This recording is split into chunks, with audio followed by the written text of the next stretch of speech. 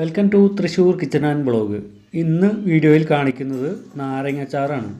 അപ്പോൾ നാരങ്ങാച്ചാർ ഉണ്ടാക്കുമ്പോൾ പലരുടെയും ഒരു പ്രശ്നം കയ്ക്കുന്നു എന്നതാണ്. അപ്പോൾ നമുക്ക് കയ്പില്ലാതെ എങ്ങനെ നാരങ്ങാച്ചാർ തയ്യാറാക്കാം എന്ന് നോക്കാം.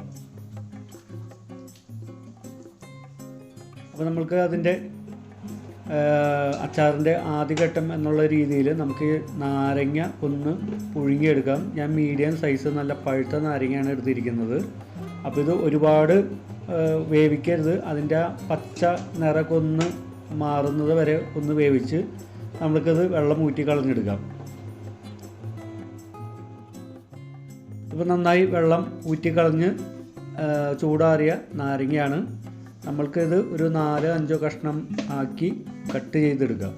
ഞാനിപ്പോൾ ഇവിടെ ഒരു 4-5 കഷ്ണമാക്കിയാണ് കട്ട് ചെയ്യുന്നത്. നിങ്ങൾക്ക് ഉചിതം പോലെ നിങ്ങളുടെ ആവശ്യത്തിനുള്ള വലുപ്പത്തിൽ നാരങ്ങ കട്ട് ചെയ്യുക.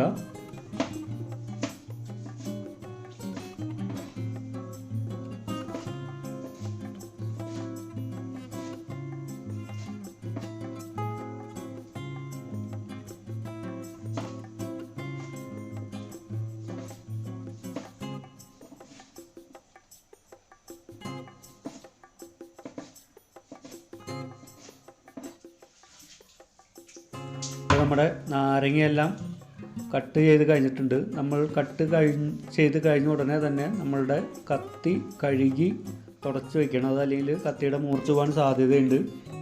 നല്ലെണ്ണ, വിനാഗിരി, മുളക് പൊടി, മഞ്ഞൾപ്പൊടി, പിന്നെ ഒരല്പം ഇഞ്ചി ചോപ്പ് ചെയ്തത്, വെളുത്തുള്ളി ക്ലീൻ ചെയ്തെടുത്തിട്ടുണ്ട്. വലിയ വെളുത്തുള്ളി ഞാൻ 2 നെടുകെ പൊളിച്ചിട്ടിട്ടുണ്ട്. പിന്നെ ഒരു 20-25 ഗ്രാമോളം ഉലുവ വറുത്ത് പൊടിച്ച് വെച്ചിട്ടുണ്ട്. പിന്നെ നമുക്ക് വേണ്ടത് കായപ്പൊടി, പിന്നെ 3-4 പച്ചമുളക് അല്പം കനം കൂട്ടി ഞാനിവിടെ അരിഞ്ഞു വെച്ചിട്ടുണ്ട്.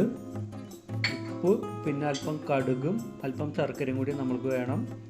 നമ്മൾക്ക് തിളച്ച നല്ലെണ്ണയിലേക്ക് കടുകിട്ട് ആദ്യം ഒന്ന് പൊട്ടിച്ചെടുക്കാം.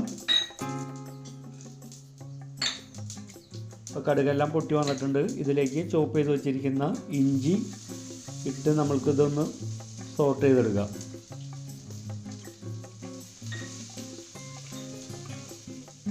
നമ്മുടെ ഇഞ്ചി റെഡിയായി വന്നിട്ടുണ്ട്. ഇതിലേക്ക് നമ്മളുടെ വെളുത്തുള്ളിയും അതുപോലെ തന്നെ പച്ചമുളകും ചേർത്ത് കൊടുക്കാം.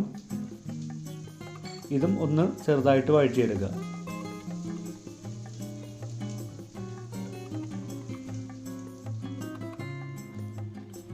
അപ്പോൾ നമ്മളുടെ വെളുത്തുള്ളി അത്യാവശ്യം വാടി വന്നിട്ടുണ്ട്. നമുക്കിതിൻ്റെ തീ കുറച്ചിട്ടിട്ട് നമ്മുടെ മസാലകൾ ഈ സമയത്ത് ചേർത്ത് കൊടുക്കാം. ആവശ്യത്തിന് മുളക് പൊടി ചേർത്ത് കൊടുക്കാം. എൻ്റെ സ്പൂൺ വലിയ സ്പൂണാണ്, അപ്പോൾ ഒരു 3 വലിയ സ്പൂൺ മുളക് പൊടി ചേർത്ത് കൊടുക്കുന്നുണ്ട്. പിന്നെ ഒരു 1/2 സ്പൂൺ മഞ്ഞൾപ്പൊടി ചേർത്ത് കൊടുക്കുന്നുണ്ട്. ഇത് നമുക്കൊന്ന് സോട്ട് ചെയ്തെടുക്കാം. ഇത് ഒരുപാട് നേരം നമ്മൾക്ക് സോട്ട് ചെയ്യേണ്ട ആവശ്യമില്ല. നമ്മളുടെ മുളക് പൊടിയുടെയും മഞ്ഞൾപ്പൊടിയുടെയും ആ പച്ചക്കുത്തൊന്ന് പോകാൻ വേണ്ടിയാണ് സോട്ട് ചെയ്യുന്നത്.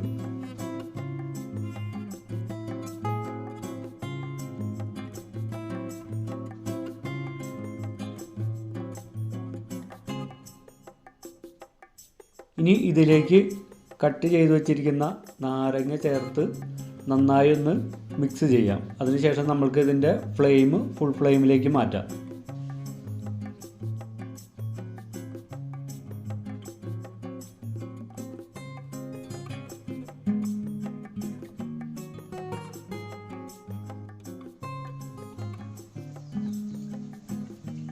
നമുക്ക് അതിനുശേഷം ആവശ്യത്തിനുള്ള ഉപ്പ് ചേർത്ത് കൊടുത്ത് ഒന്നും കൂടി ഇത് മിക്സ് ചെയ്ത് ഒരു 2-3 മിനിറ്റ് നമുക്കിത് നന്നായിട്ടൊന്ന് വേവിച്ചെടുക്കണം.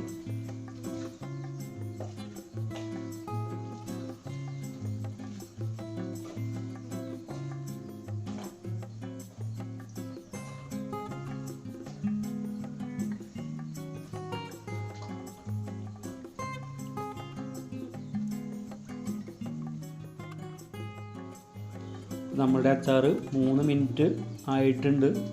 ഇതിലേക്ക് നമ്മൾക്കിനി ആവശ്യത്തിന് ഞാനിപ്പോൾ ഒരു 100 മില്ലി വിനാഗിരി ചേർത്ത് കൊടുക്കുന്നുണ്ട്. പൊടിച്ചു വച്ചിരിക്കുന്ന ഉലുവപ്പൊടി നമുക്ക് ഈ സമയത്ത് ചേർത്ത് കൊടുക്കാം. കൂടാതെ അല്പം കായപ്പൊടിയും കൂടി ചേർത്ത് കൊടുക്കുന്നുണ്ട്.